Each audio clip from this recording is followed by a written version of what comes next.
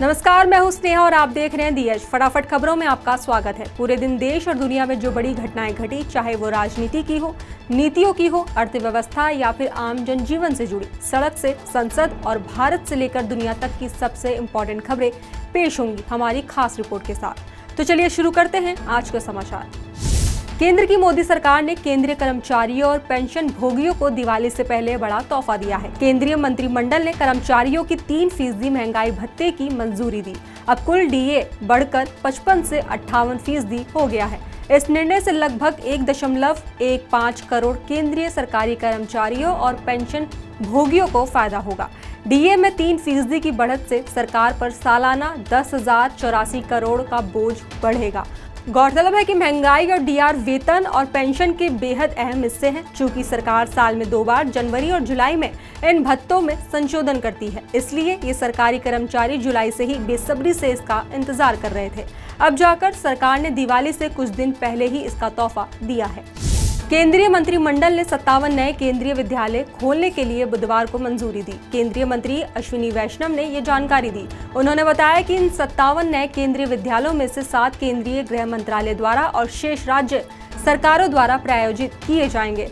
शिक्षा मंत्रालय ने एक बयान में कहा कि सीसीईए ने केंद्र सरकार के कर्मचारियों के बच्चों की शैक्षिक आवश्यकताओं को पूरा करने के उद्देश्य से इस प्रस्ताव को मंजूरी दे दी है। कुल धनराशि में से लगभग 2,585 करोड़ पूंजीगत व्यय पर और 3,277 करोड़ परिचालन व्यय पर खर्च किए जाएंगे। बयान में कहा गया कि नए स्कूलों में राष्ट्रीय शिक्षा नीति NEP 2020 के अनुरूप पहली बार बाल वाटिका।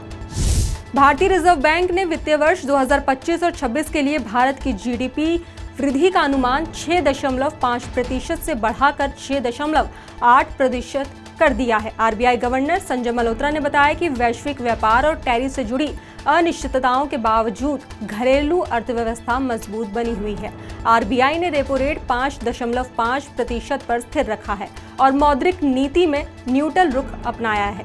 तिमाही आधार पर भी आर्थिक वृद्धि के नए अनुमान जारी किए गए हैं, जिसमें Q2 में 7%, Q3 में 6.4% और Q4 में 6.2% वृद्धि देखने को मिलेगी। एशियाई क्रिकेट परिषद यानी कि ACC के प्रमुख और पाकिस्तान क्रिकेट बोर्ड के अध्यक्ष मोहसिन नकवी एक बड़े विवाद में फंस गए हैं। एशिया कप 2025 फाइनल के बाद ट्रॉफी को लेकर उत्पन्न विवाद ने अब गंभीर मोड़ ले लिया है। खबरों के अनुसार नकवी ने ट्रॉफी भारतीय टीम को सौंपने के बजाय इसे संयुक्त अरब अमीरात क्रिकेट बोर्ड को थमा दिया है।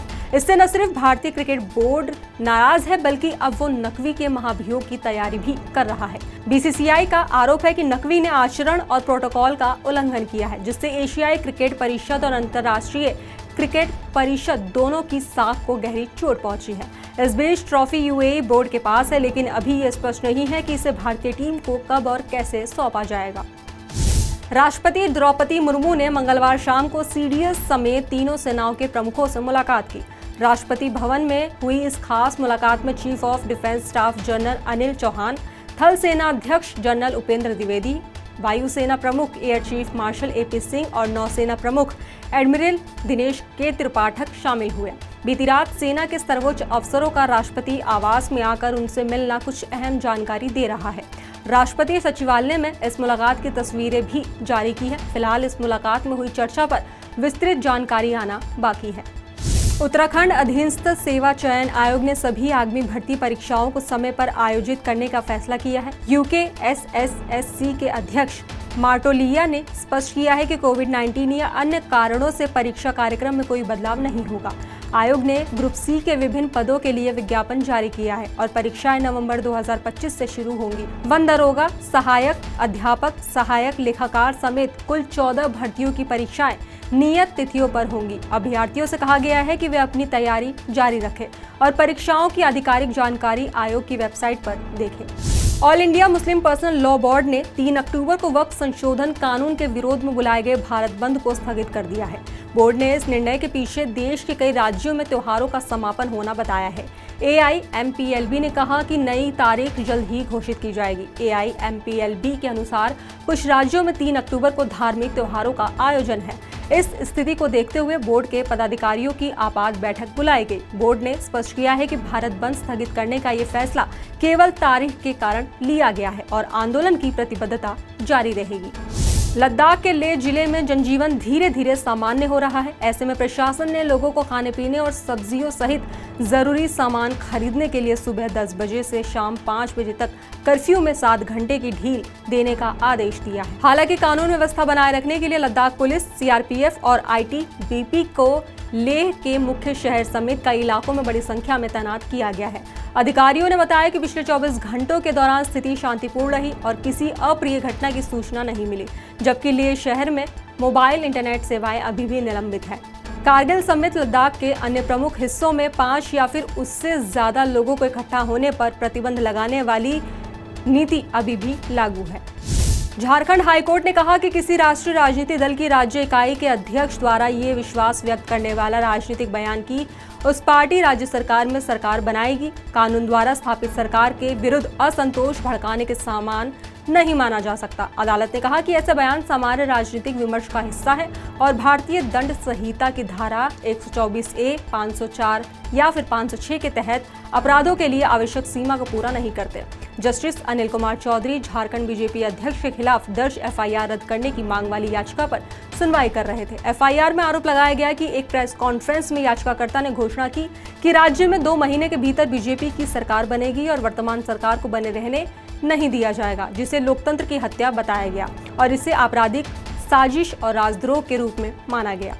अदालत ने कहा कि किसी दल की सरकार बनाने की आकांक्षा को व्यक्त करने के उद्देश्य से दिया गया राजनीतिक भाषण, चाहे वो कितना भी कठोर क्यों न हो, मौजूदा सरकार के विरुद्ध घृणा, अवमानना या असंतोष भड़काने के रूप में नहीं समझा जा सकता। महाराष्ट्र के पूर्व गृह मंत्री अनिल देशमुख पर पत्थर से हमले के मामले की पुलिस जांच बंद कर दी गई है। पुलिस ने अदालत में 20 समरी रिपोर्ट दाखिल कर इस केस को झूठा बताया है, क्योंकि फॉरेंसिक जांच और स्थानीय पूछताछ में आरोप सही नहीं निकले। पुलिस को न तो कोई गवाह मिला और न ही घटना के सबूत। अब पुलिस ने अदालत से शिकायतकर्ता के खिलाफ कार्रवाई की अनुमति मांगी है। ये मामला 18 नवंबर 2024 को हुआ था, जब देशमुख चुनाव प्रचार के लिए जा रहे थे। ऋषिकेश के नदी किनारे स्थित साहसिक खेल शिविर एक्वाटेरा में हाल ही में दिव्यांगों के लिए एक विशेष शिविर आयोजित किया गया। ट्रैक्स फॉर ऑल या ये 3 दिवसीय शिविर दृष्टिबाधित और ऑटिज्म से पीड़ित व्यक्तियों के लिए था, जिसमें योग, पदयात्रा, संगीत, नृत्य और दीवार पर चढ़ना जैसी गतिविधियां शामिल थे। इस शिविर का मकसद समावेशिता को बढ़ावा देना था, ताकि दिव्यांगों को भी साहसिक खेलों का आनंद मिल सके। प्रतिभागियों ने इस अनुभव को जीवन बदलने वाला बताया। आयोजकों ने कहा कि यह पहल समान और सतत विश्व बनाने की दिशा में एक महत्वपूर्ण कदम है।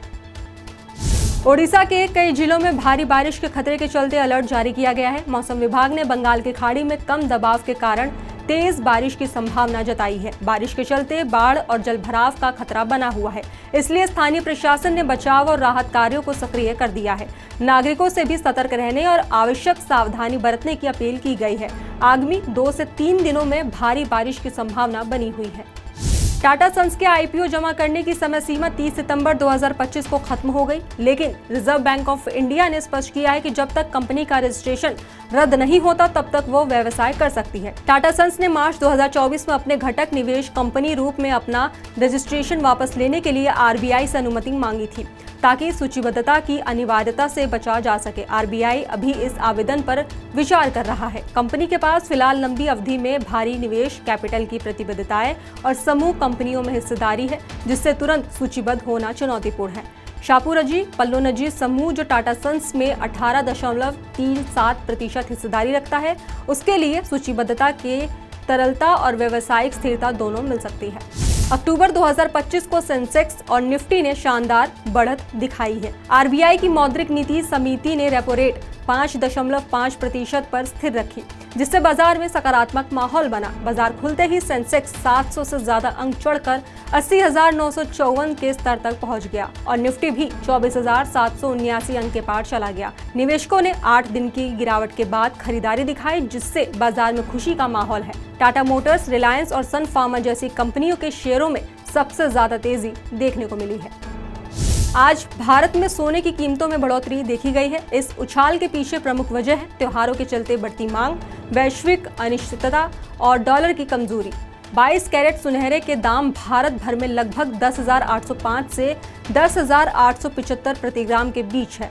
24 कैरेट का दाम भी अलग अलग शहरों में ऊपर नीचे है। उदाहरण के तौर पर बेंगलुरु में 1 ग्राम 24 कैरेट सोना करीब 11,740 में बिक रहा है। शहरों में हिसाब से देखें तो दिल्ली में 22 कैरेट सोना 11,042 रुपए प्रति ग्राम है। मुंबई में 10,902 रुपए प्रति ग्राम है। ध्यान दें, ये कीमतें संकेतार्थ हैं। स्थानीय ज्वेलर्स पर जीएसटी डिजाइन व मेकिंग चार्ज में अंतर हो सकता है। 1 अक्टूबर 2025 को अमेरिका सरकार ऑफिशियली शट डाउन हो गई है। कांग्रेस में डेमोक्रेट्स और रिपब्लिकन्स के बीच बजट को लेकर समझौता न होने के कारण से ये शटडाउन हुआ है। इसमें गैर जरूरी सरकारी सेवाएं बंद हो जाएंगी और करीब 7.5 लाख संघीय कर्मचारी बिना वेतन के छुट्टी पर भेजे जाएंगे। जरूरी कर्मचारी जैसे सैन्य और एयर ट्रैफिक कंट्रोलर्स बिना वेतन काम करेंगे। इस बीच कई सरकारी योजनाओं और पार्कों की सेवाएं भी प्रभावित हो सकती है। शटडाउन से आर्थिक वृद्धि धीमी पड़ सकती है और सरकारी कामकाज में बाधा आएगी। 2025 के पहले 6 महीनों में ताइवान रूस से नेफ्ता नामक पेट्रोलियम उत्पाद का सबसे बड़ा आयातक बन गया है। ये खास तेल सिरेमिकल उद्योग में उपयोग होता है। ताइवान ने इस अवधि में रूस से लगभग 13 करोड़ डॉलर के नेफ्ता का आयात किया, जो 2022 की तुलना में लगभग 6 गुना ज्यादा है। भारत रूस से समुद्री रास्ते से नेफ्ता का दूसरा सबसे बड़ा आयातक रहा। हालांकि अमेरिका ने भारत पर रूस से सस्ता क्रूड तेल आयात करने के कारण टैरिफ बढ़ाए हैं। नेफ्ता का उपयोग प्लास्टिक, सिंथेटिक फाइबर और अन्य रसायनों के निर्माण में होता है। ताइवान रूस के खिलाफ पश्चिमी प्रतिबंधों में शामिल है, लेकिन अब भी भारी मात्रा में नेफ्ता खरीद रहा है। रूस के राष्ट्रपति पुतिन 5 से 6 दिसंबर 2025 को भारत दौरे पर आ सकते हैं। इस दौरान उनका प्रधानमंत्री नरेंद्र मोदी से शिखर बैठक में सामना होगा। ये दौरा अमेरिका द्वारा भारत पर रूस से तेल खरीद पर 25% टैरिफ लगाने के बाद हो रहा है। पुतिन और मोदी के बीच रक्षा और व्यापार संबंधों को मजबूत करने पर चर्चा की संभावना है। ये यात्रा दोनों देशों के बीच गहरे राजनयिक और आर्थिक संबंधों को उजागर करती है। पुतिन का यह दौरा यूक्रेन युद्ध की पृष्ठभूमि में विशेष महत्व रखता है। बॉलीवुड के बादशाह शाहरुख खान ने अब दुनिया भर में अपनी बादशाहत कायम कर ली है। सुपरस्टार कई सालों से भारत के सबसे रईस एक्टर का खिताब अपने नाम किए हुए थे, लेकिन अब नई रिपोर्ट्स में खुलासा हुआ है कि शाहरुख खान अब दुनिया के सबसे अमीर एक्टर बन गए हैं। अरबपति बनकर किंग खान ने दुनिया के रईस एक्टर्स को मात दे दी है। शाहरुख खान अब कई इंटरनेशनल सेलिब्रिटीज से अमीर बन गए हैं। उन्होंने टेलर स्विफ्ट, जो कि 11,528 करोड़, आर्नोल्ड श्वार्ज़नेगर, जिनकी संपत्ति 1,641 करोड़ रुपए है, जेरी सीनफील्ड, जिसकी संपत्ति 1,641 करोड़ रुपए है, और सेलेना गोमेज, जिनकी संपत्ति 6,385 करोड़ है। इन सबकी नेटवर्थ को शिकस्त दे दी है। हरून इंडिया रिच लिस्ट 2024 के मुताबिक शाहरुख खान की नेटवर्थ 7,300 करोड़ रुपए थी, लेकिन अब 2025 की लिस्ट के मुताबिक एक साल में उनकी नेटवर्थ में 5,190 करोड़ रुपए का इजाफा हुआ है। इसी के साथ अब शाहरुख खान की टोटल नेटवर्थ 12,490 करोड़ रुपए हो गई है और उन्होंने दुनिया के सबसे अमीर एक्टर का खिताब अपने नाम कर लिया है। फिलहाल आज के बुलेटिन में बस इतना ही। बाकी देश और दुनिया की रोजाना खबरों के लिए शाम 7 बजे हमारा हिंदी बुलेटिन जरूर देखें।